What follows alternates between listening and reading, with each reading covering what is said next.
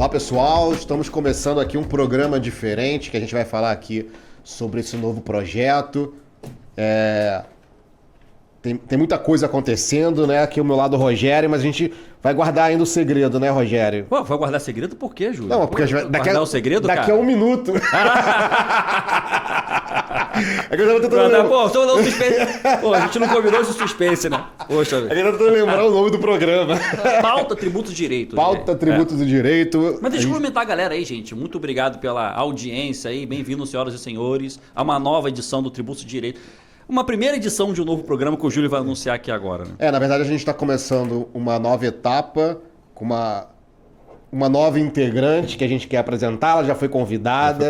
Isso era o segredo que eu estava falando, que é um suspensezinho antes de apresentar essa nossa convidada, que é a nossa querida amiga Andréia Dweck. Andréia, como é que você tá? Não, gente, obrigada, Júlio, Rogério. É uma maravilha poder realizar esse sonho de poder estar no podcast, apresentar um podcast, que na Receita, quando eu estava na Receita, eu queria muito fazer esse trabalho. Eu acho que é importante a gente desmistificar a tributação e, principalmente, a gente ter a oportunidade de tornar o direito tributário mais leve, uma linguagem mais simples, ter essa questão descomplicada, porque a nossa vida já é complicada, o direito tributário já tem uma complexidade e eu acho que o podcast ele traz essa leveza. Então eu queria agradecer o convite para vocês, dizer que foi assim, maravilhoso eu poder fazer parte dessa para mim, uma grande novidade. Aposentei recentemente, então é uma satisfação imensa poder estar aqui hoje e gravar esse podcast aí com vocês, conversar sobre vários assuntos. Agradeço ao pessoal que está em casa nos assistindo também, que está no YouTube. E vamos em frente, né, pessoal? Vamos lá, eu estou muito feliz. Muito obrigada aí pela oportunidade, pelo convite. E uma satisfação poder realizar esse sonho de apresentar um podcast. Muito feliz. Que, na verdade, a Andréia agora, até para falar para a nossa audiência aqui, que a Andréia vai apresentar com a gente, né, o TID, que a gente já faz semanalmente. E também esse programa novo aqui, né? Que a gente ainda está buscando o melhor formato, né, Rogério? Que é a gente conversar sobre temas de direito tributário, todos nós reunidos, né? Eu acho que a gente tem muito...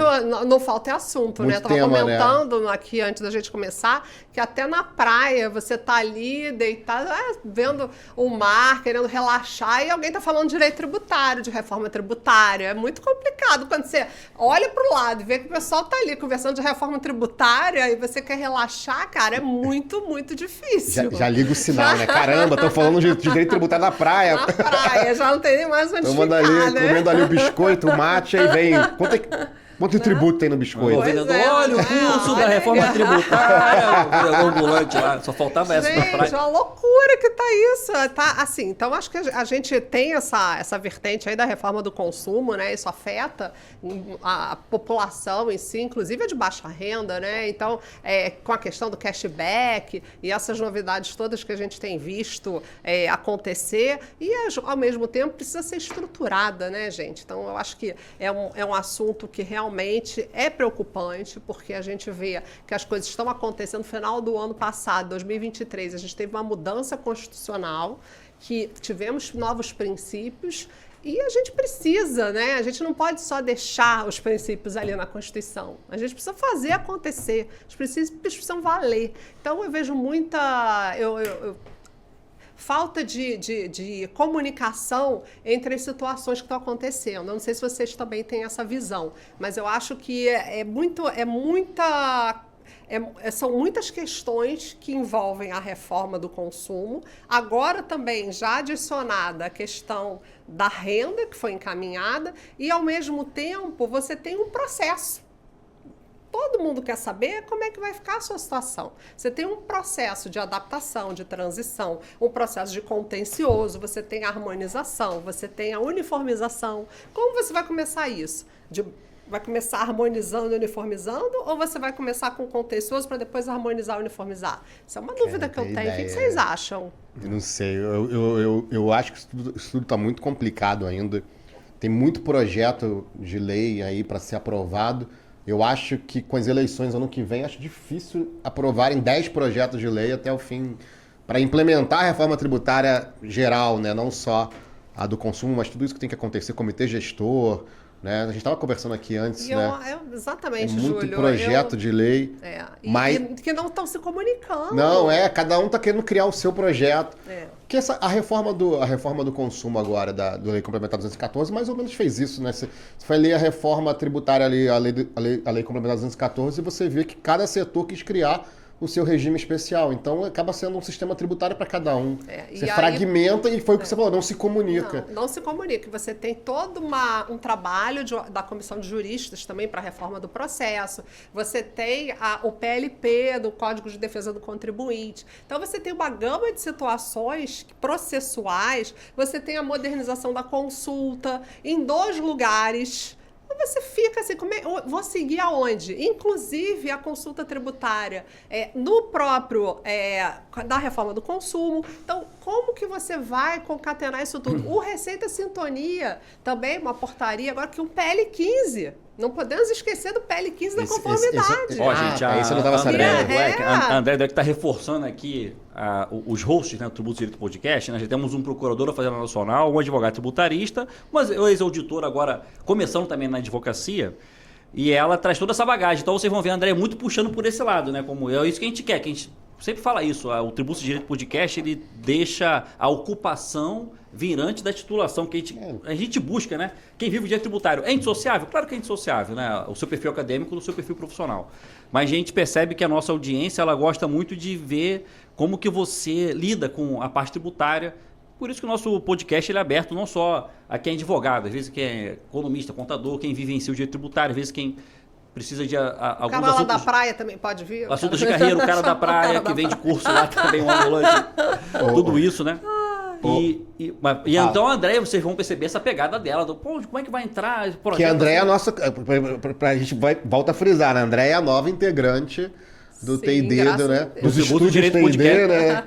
Dos estúdios, que é um projeto aí que a gente ainda vai ganhar mais massa. Corpo.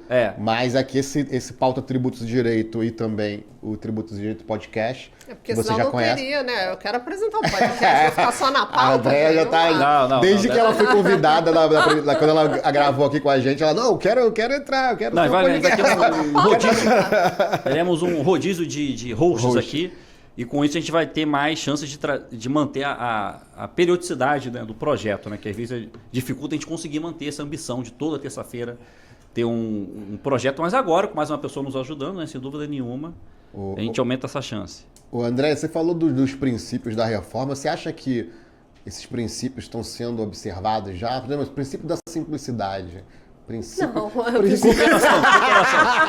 Simplicidade realmente. A única coisa que não tem é simplicidade. Eu acho que aqui né? no Tributo de Direito a gente vai ter um princípio da simplicidade. A gente vai tentar simplificar para as pessoas, né, o que está acontecendo. Mas eu acho que, por exemplo, o da transparência, eu até acho que começou, né? Acho que tem aí uma mudança, né? Lenta, mas eu acho que, por exemplo, até no âmbito da Procuradoria, e eu vou pegar no seu pé, Júlio, o PTI, eu achei sensacional. Por quê? Tudo bem que tem a questão judiciária, tem o valor do crédito acima de 50 milhões, tem lá as questões, mas, ao mesmo tempo, eu vi ali a contraproposta. Eu achei aquilo fantástico.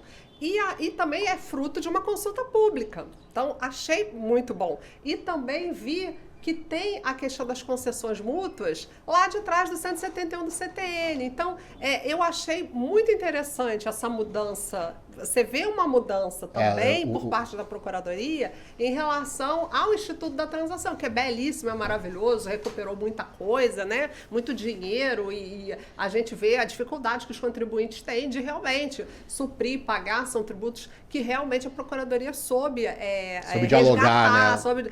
Aí que tá. O diálogo, né? Esse diálogo é que aí é que eu vou pegar um pouquinho no teu pé. Que eu, assim...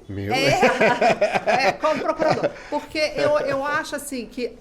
Aí que tá. Eu acho essa diferença. Porque, por exemplo, você tem a adesão, né? Você tem o edital, de uma certa maneira, é um contrato de adesão. Né? Se você reúne aquelas características, eu estou achando, no Instituto da Transação, eu não estou questionando o Instituto da Transação, estou questionando se realmente há uma mudança de perspectiva, porque você já tem as regras postas, né? Eu acho que a mudança veio agora com o PTI, quando você aguarda o contribuinte fazer uma contraproposta, que até então eram aqueles requisitos. Como é o processo administrativo? O que é o processo administrativo? Está lá o 70235 que você tem que seguir. Se você apresentar uma impugnação intempestiva, um abraço, você vai para a revisão de ofício. Se você não está dentro das características da transação, você não pode fazer, concorda? Então, assim, esse diálogo, isso que eu estou falando, ele não tem, para mim, as características de concessões acadêmicas, tá?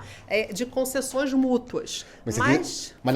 Desculpa, mas você diz na transação individual, né? Transação individual você também consegue negociar mais, né? Mas a transação individual você também tem que ter as características que a Procuradoria diz, ou a Receita, que você precisa ter. Então, eu acho que existe, para mim, no âmbito do consenso, aí eu vou ter que puxar, né? Puxo para o consenso, a questão da mesa. De você sentar na mesa, de você receber o contribuinte ou o representante para dialogar. Eu acho que isso falta. E eu vi isso no PTI. Eu fiquei muito feliz de ver isso no PTI. Tem que explicar para a galera o que é PTI. PTI é o Programa de Transação já Integral. Já anota aí, né? para fazer um corte. Espera aí, o que é programa, PTI, André? Programa de Transação Integral, né? Então, assim, o PTI, ele traz... Mas que integral, como assim? Por que seria integral? São questões que estão no judiciário, né? Questões que já são grandes teses. Então, você pode aproveitar aquele valor já e fazer a transação, né, Júlio? Integral daquele valor. André veio outro amigo. Daquele valor. Você pode fazer a transação integral. Você está ali com um processo grandes teses e você pode usar aquilo para a transação para você ter a possibilidade de parcelar aquela dívida que está lá há muito tempo e já fica como se fosse um crédito ali que você já não tem, já acha que não vai ter solução. Quando o contribuinte não consegue tirar uma certidão, não consegue estar de acordo, que está conforme, ele nunca vai poder se sintonizar mais. Então, tudo está interligado. Eu acho que é importante a gente entender o contribuinte numa visão não só de foto, o contribuinte da Receita Federal. Tem que ser uma visão macro, o contribuinte da Receita, da PGFN. O que eu não acho correto, aí eu vou... meu perfil é esse, tá? Que eu vou falando.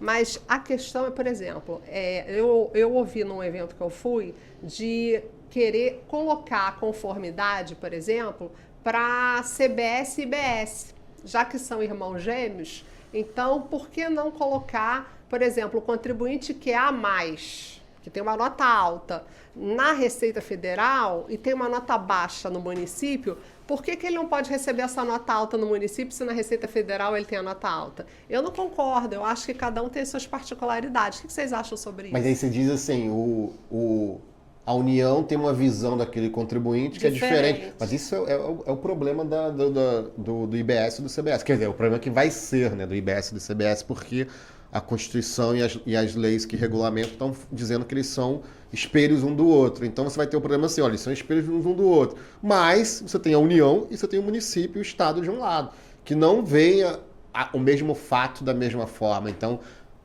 a União vê o contribuinte como um contribuinte bom, um contribuinte que cumpre as suas obrigações, mas o município vê aquele contribuinte de forma diferente, vai ter uma briga aí de competência, né? Sim, o contribuinte, por exemplo, se você tem essa questão se eles são realmente gêmeos e tal, como é que você não vai deixar de dar um benefício, por exemplo, para o contribuinte que está com uma nota baixa no município e está com uma nota alta na União? Mas aí talvez esse seja o caso dessas...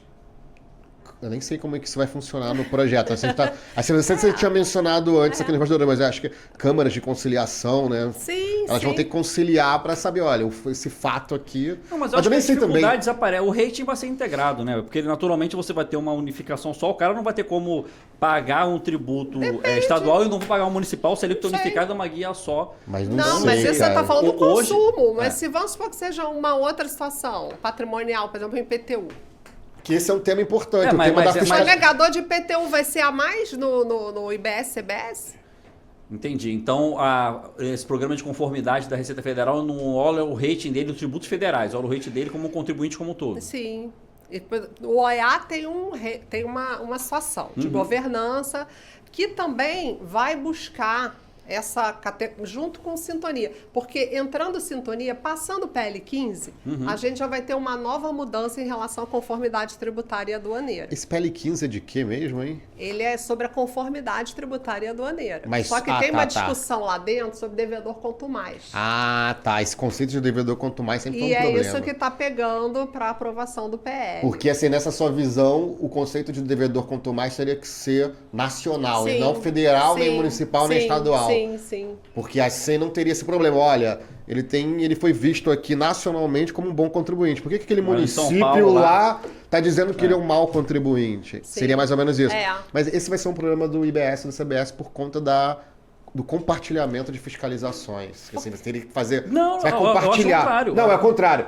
A solução seria a fiscalização compartilhada. É. Mas eu acho que isso vai dar problema. Eu também acho, porque você não tem só IBS e CBS. Não, o ponto é outros outros tributos que incidem sobre patrimônio, né, ou sobre a renda, Sim. vai ser alcançado quando o cara quiser fazer um acordo, uma transação, uma conformidade na tributação sobre o consumo. Isso realmente a gente está ainda num terreno arenoso, né? Não tem Eu segurança. acho que a gente ainda tem muita discussão pela frente e eu vejo que quanto mais a gente pesquisa, mais dúvidas a gente tem. Então, por mais que a gente queira que realmente esses princípios todos, né, justiça fiscal, eles tenham essa aplicabilidade, né, a gente torce por isso, né, eu acho que a transparência e a cooperação, eu acho que até por uma questão de OCDE, de adesão dos parâmetros da OCDE, o Brasil ele começa a se adaptar com isso, né, a cooperação, a transparência, mas a gente fica muito na questão da simplicidade, justiça fiscal, o meio ambiente, né,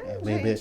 A tributação e meio ambiente está longe aí, né? Essa preocupação, né? Então, assim, Salvo no IPVA, né? O carro elétrico. Não, né? eu vejo excelência Pegou ecológica fogo também, que é outro aquele dia. critério de partilha de acordo com Pegou região. fogo. Tem o FPM, né, que década de 90, tese do Fernando Facuri Scaff, muitos já desenvolveram sobre isso, sobre o semestre Não, a ecológico. tese Tem é uma algumas coisa. iniciativas Tô aí. falando no mundo real mesmo. Não, mas tem algumas Mundo real, questões de ele- tributação ambiental. Não, tem até livros sobre isso, mas no mundo real não você tem a não tributação tem. ambiental, assim, máximo para IPVA aí. Eu acho que Eu tem lembro o que princípio do poluidor ter uma- pagador, né? Não, e esse principalmente princípio aí. agora a SG, né, que é um compliance das empresas, Isso, né? compliance, E precisa. As empresas hoje não podem viver sem SG. Então O imposto precisa- seletivo da reforma tributária.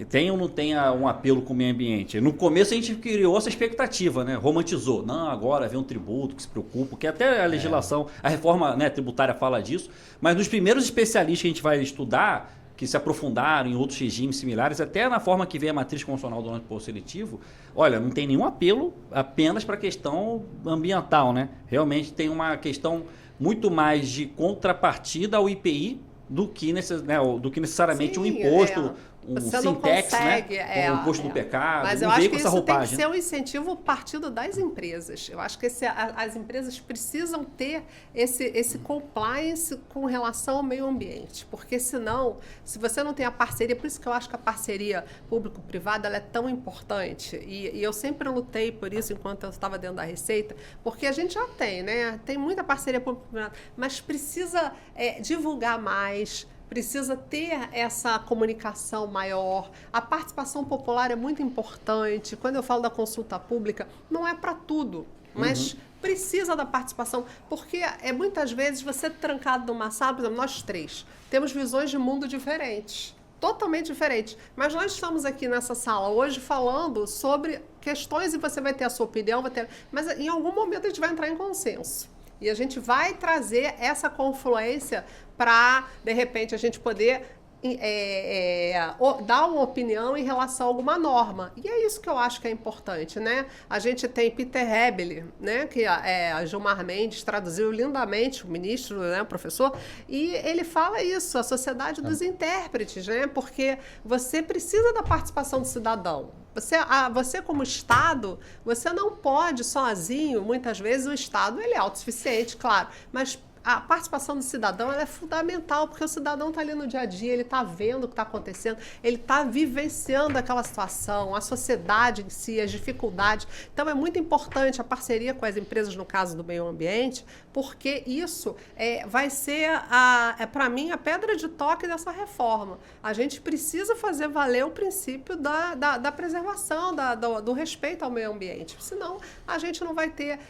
e eu acho importantíssimo o legislador constituinte ter incluído esse princípio na emenda constitucional 132 e hoje está na Constituição, porque é só assim que a gente vai ter alguma política em relação ao meio ambiente. Não, nas suas duas dimensões, né? Porque primeiro é uma orientação para o legislador derivado, Sim. né? Que a gente, quando estuda lá as mudanças constitucionais, tem duas preocupações.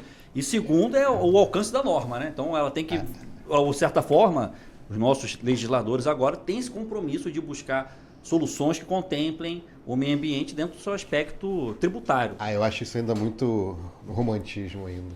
E eu Um acho mundo que vai ter muita polarizado, judicialização. Eu acho que Mas, Júlio, mas vale a pena ser romântico nessa vida, cara? Você tá muito cético, cara. Não tô falando que não vale a pena jovem desse aqui, olha só. Não tô falando já tem disso. judicialização Eu tô falando assim, que no mundo polarizado, onde se discute gênero, se discute raça, se discute meio ambiente, no mundo polarizado onde um grupo aceita isso, outro grupo não aceita isso, eu acho difícil conseguir implementar. Vai depender do poder central. E ainda assim não, nem só do poder central.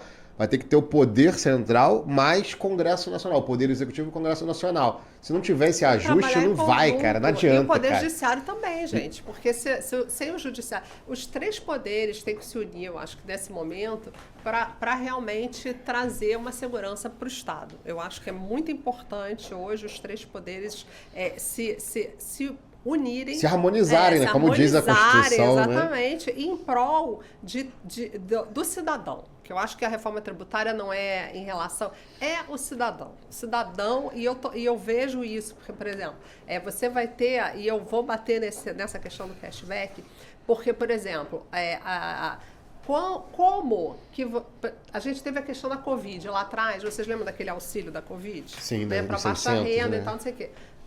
Já tivemos várias situações da pessoa que tinha condição e a Receita pegou ali. Meu filho, você está devendo. É fraude. Você não, nem sugere fraude, não. Mas, assim, quando você vai fazer a declaração, já a própria Receita, olha, você recebeu um auxílio que não era para você ter recebido. Sim. Porque você precisa...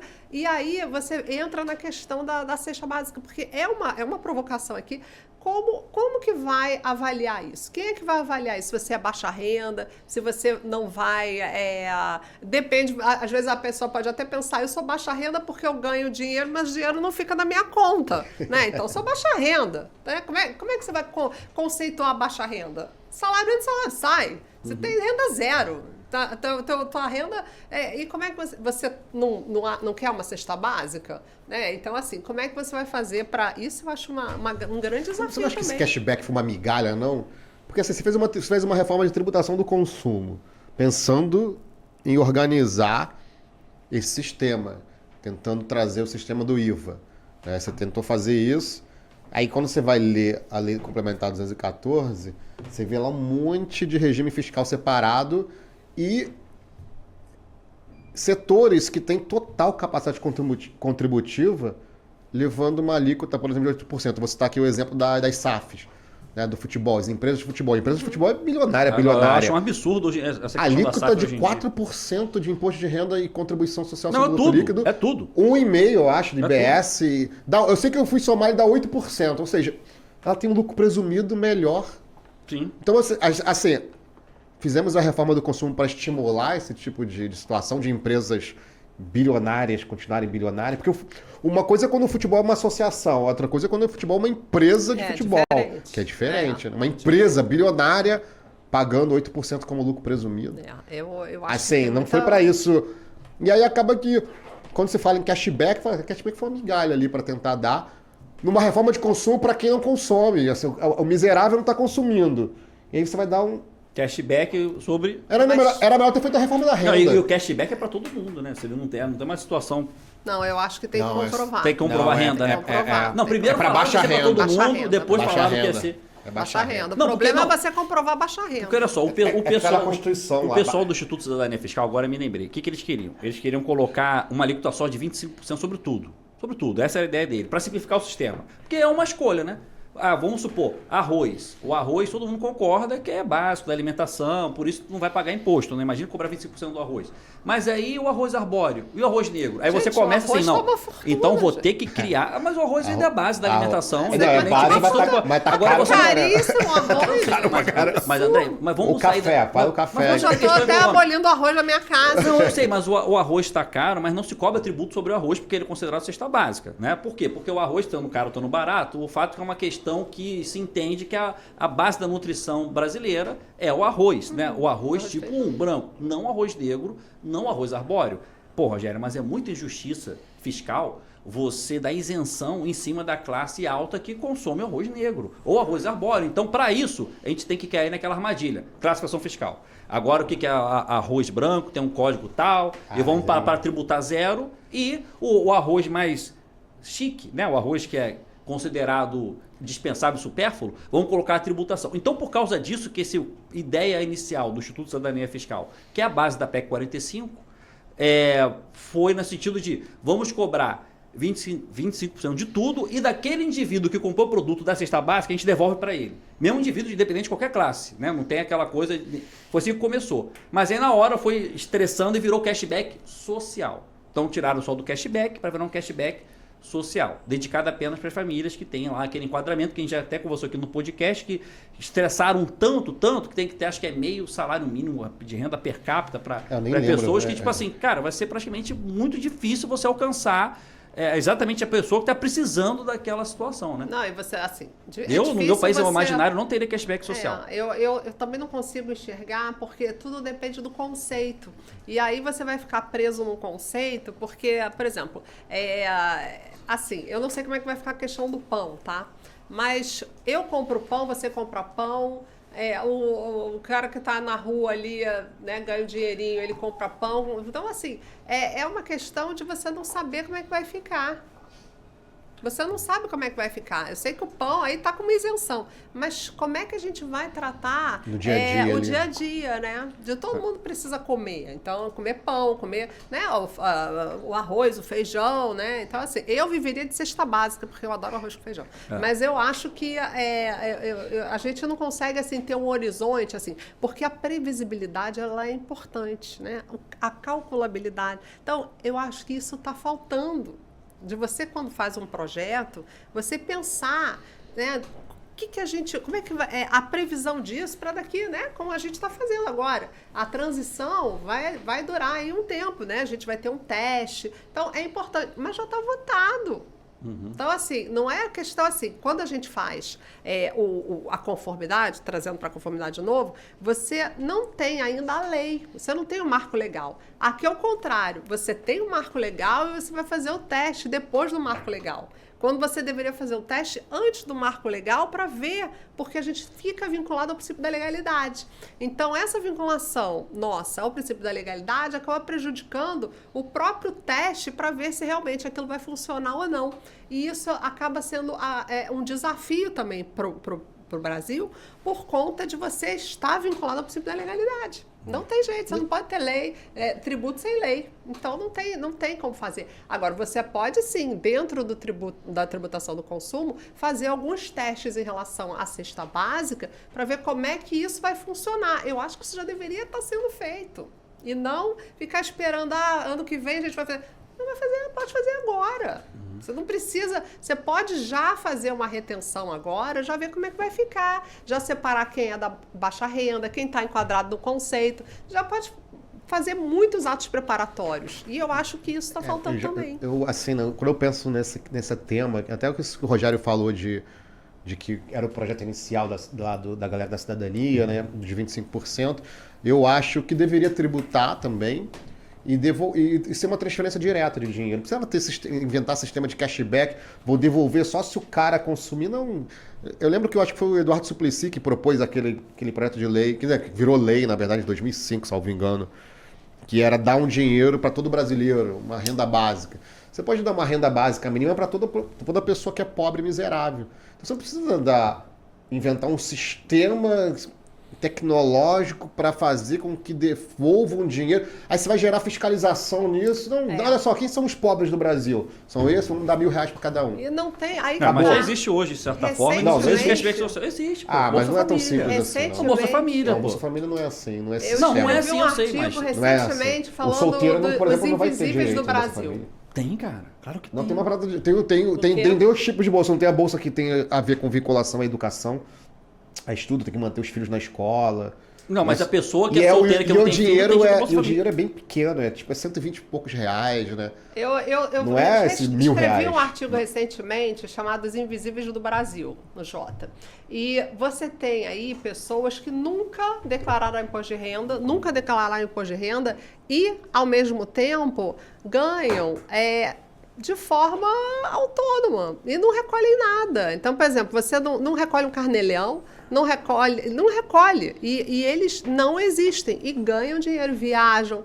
Isso é uma questão cultural que, de alguma forma, tem que ser... Eu acho que a nossa cultura não é uma cultura de convicção da sociedade, de dizer, olha, você tem que pagar o tributo. Você pode fazer um MEI. Mas assim, esses invisíveis são de capacidade... Eles têm capacidade contributiva, né? Ganha uma média de 20 mil. Não seria aquele conceito invisível social do tipo os miseráveis, Não. Muito pelo contrário. São gente com Os invisíveis dinheiro. com dinheiro que não declaram, porque às vezes nem sabem que precisa ter. E não sabem da função do tributo, não entendem que o tributo é importante para a população de baixa renda, realmente. E eu acho que isso é um problema cultural. A gente precisa muito dessa educação fiscal, que muitas vezes a pessoa larga para lá, a educação fiscal é chata, mas é importante a gente bater nessa Sim. tecla, é importante se conscientizar que o tributo, para quem realmente... Por exemplo, o cara que ganha 20 mil, pagar um pouco para aquele do lado ter uma condição, é importante. A gente tem que conscientizar essas pessoas. Então, eu escrevi sobre isso, né, dos invisíveis que têm possibilidade de recolher e não recolhem. E isso, poderia ajudar, inclusive, a classe média, porque a classe média fica sobrecarregada. Então, você acaba não podendo ter um carro, não podendo... Por quê? Porque você... Está sufocado, com 27,5. Então, você ali recebe na fonte, né? No meu caso, a aposentadoria, não é na fonte. Então, né, servidor público, não tem jeito. E eu acho que, por exemplo, você não tem um reajuste da tabela do imposto de renda há muito tempo. Então, tudo isso a gente vai colocando no bolo e vira, quero fazer a reforma, sabe? E aquela coisa que não... Tem que ter, assim, uma área. Vamos conscientizar a população aqui, vamos informar a população aqui, vamos para a mídia fazer isso, vamos falar numa linguagem simples, vamos tratar disso. Então, eu acho que falta esse planejamento, assim, das autoridades. Assim, eu respeito muito as instituições, mas eu acho que as instituições, elas precisam dessa mudança. E eu acho que essa cultura está vindo agora. Essa abertura, essa cultura, essa participação do cidadão, de ouvir, eu acho que está vindo agora. Eu trabalhei muito tempo, há 30 anos atrás, quando eu entrei, tinha 24 anos quando eu entrei na Receita, e assim, era muito complicado, porque era assim, manda repórter de verdade que não tem juízo. Então, aquela coisa de você... Era muito difícil chegar as informações para a gente que estava na ponta e para quem estava no órgão central. Tinha essa... E agora não, eu vejo que está tendo uma globalização, acho que das instituições, né? Tendo uma recorrência, né? Uma integração. O que afeta a Receita afeta a PGFN, o que afeta a PGE afeta o Estado. Então, acho que isso, a fiscalização, então eu acho que isso, de uma certa maneira, vai trazer para a sociedade uma mudança de cultura, que eu acho que é o principal. É o ponto principal da gente começar a pensar que realmente vai ter uma reforma, é a mudança de cultura. Quando a gente começar a perceber essa mudança de cultura, que as pessoas estão sendo bem informadas, com informações fidedignas, porque muitas vezes você vai para a televisão e a informação ela é muito parcial. Então, dependendo de quem dá a informação, aí vai puxar o lado para o lado que não é, né? Dependendo, aí não fica imparcial, né? Hoje em dia... O Habermas fala disso, de que no espaço público, para você dialogar, você tem que estar bem informado. E ele fala também disso, que não basta você... não basta a gente ter uma Constituição Federal e alguém aplicar a Constituição Federal. Precisa que o destinatário, o cidadão, incorpore aqueles princípios. Então você tem o princípio da transparência, justiça fiscal, defesa do meio ambiente. Então os cidadãos que são destinatários daquela norma, eles têm que incorporar aqueles... Nós, né? Não nós. Acho que a gente falou isso da outra vez no podcast. A gente não nós especialistas, mas o cidadão mesmo tem que incorporar. Ele tem que saber que se ele não paga o tributo, alguém está perdendo. Individualmente, você pode estar ganhando, né, economizando o seu dinheiro, mas coletivamente alguém vai perder, porque vai ficar faltando para alguém. E é importante nesse sentido isso. Mas eu ainda acho que a gente teria que ter feito primeiro a reforma da renda, para depois ir para a reforma do consumo. Não, ainda acho que primeiro, e aqui estou me falando as palavras do Ulisses Guimarães. Não, mas você lembra? Eu não lembro da Constituição de 88, né? Eu era uma criança. Mas agora tá tudo que é pauta está sendo recuperado. Só jogar no YouTube lá, já viu o discurso dele. Na ocasião, ele que pegou, cada parlamentar lá foi organizando para pegar um capítulo da Constituição Federal. E ele que foi, assim, vou chamar de relator, não sei o nome certo da constituinte que deu, mas ele que foi o organizador responsável, né, o parlamentar responsável, e perguntaram para ele, para o Ulisses, ele estaria fazendo uma reforma tributária. Ele falou, jamais. Não se fala em reforma tributária sem antes falar da reforma do gasto público, porque senão o que você tem simplesmente é aumento de arrecadação mascarado. Então ele refutou a ideia que a Constituição de 88 realizou uma reforma tributária. Então, para mim, primeiro tinha que discutir gasto, para depois se discutir a arrecadação. A própria vinculação dos impostos, aquele episódio que a gente gravou aqui da Vanessa, que ela falou da supervinculação dos impostos, tudo isso daí, de alguma maneira, teria que vir antes da gente discutir uma reforma ancorada num percentual do PIB. Para mim, então precisamos aumentar a arrecadação? Então vamos aumentar o PIB. Essa deveria ser, na minha opinião, eu prefiro, por exemplo, um chefe do executivo que se eleja baseado em metas do que em promessas, né? Então, a minha meta é ter um percentual de arrecadação de tanto, então para isso a gente tem que subir o PIB para tanto. Mas essa linguagem não chega na população que vota. Não chega. Eles preferem promessa. Não, vou entregar não sei quantas mil creches, mas se esquece que para isso precisa do gasto, precisa do tributo. Senão não tem creche nenhuma de graça para ninguém. E desde que eu me lembro, assim, desde que a Constituição de 88 foi promulgada, se fala em reforma tributária. Então, isso já é uma discussão, inclusive, acontecendo nos bastidores da Constituinte. Né? E agora que a gente está vendo, são projetos que já estavam no Congresso, né? Teve o projeto do CECIF, enfim. E a gente está vendo que agora a coisa aconteceu. Mas quanto tempo depois, né, da Constituição? Eu acho que a gente tem que primeiro reformar o gasto, para depois vir falar da renda, talvez taxa. Porque já vi muita gente falando, né? Pô, a gente tem que rediscutir essa questão de taxa, que hoje virou uma maneira de arrecadar, de aumentar a arrecadação. Enfim, perdeu-se o filtro da indivisível, aquela coisa toda, contra a prestação. E aí se inventa a reforma tributária do consumo, que de repente, pela taxa e pela renda, você poderia acomodar uma tributação do consumo, que não seria mal do planeta, que agora só vai perder para a Hungria, ou talvez empatar com ela, né? Ou vai ficar ali empatado pela margem de erro do Ibope, né? Pelo que eu estou vendo, que está muito próximo ali.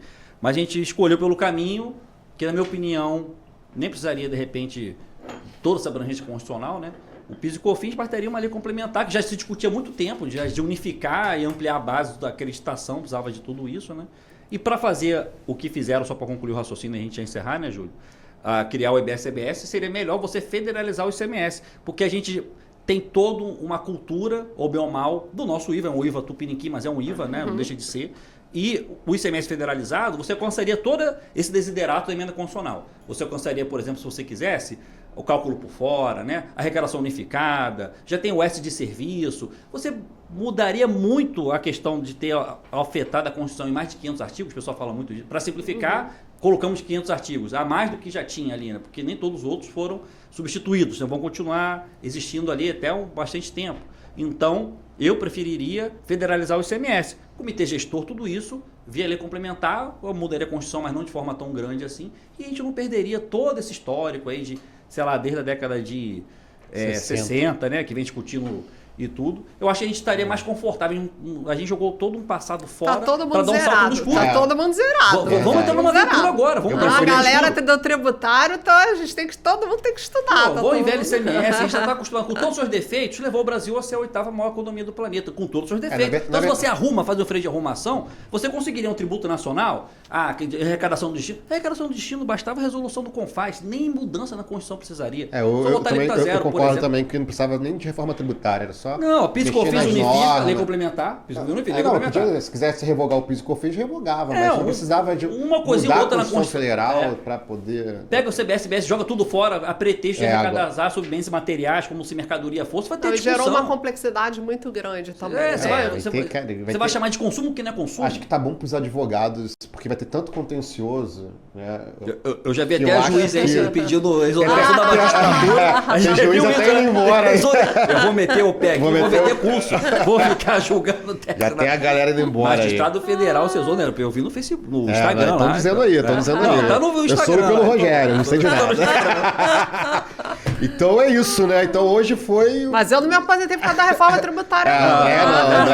André tava planejando. André deixou um legado importantíssimo e todos nós aqui somos honrados de você ter conosco aqui no nosso Tributos de Direito podcast aí, que ele vai levantar essa bandeira do consensualismo e tudo. Então vamos ter muito assunto, né, Júlia, para conversar aqui com a Andréa também.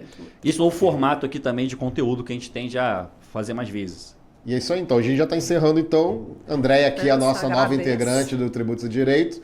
Hoje foi o pauta do Tributos e Direito. Que vai ao ar, e nos próximos, continua acompanhando a gente, que nos próximos dias... Novos episódios. Novas pautas do Tributos e Direito. Vocês nem imaginam o que vai acontecer aqui. Revolução. Revolução aqui do direito tributário. Caramba, hein? Olha aí, ainda tá chegando. Se preparem, Fabiano. Caramba. Com certeza. Vamos deixar todo mundo muito bem informados. Porque esse aí, é o nosso objetivo, Esse é o espírito, né? Todo mundo bem informado. Forte abraço, galera, e até a próxima. Tchau, tchau. Valeu.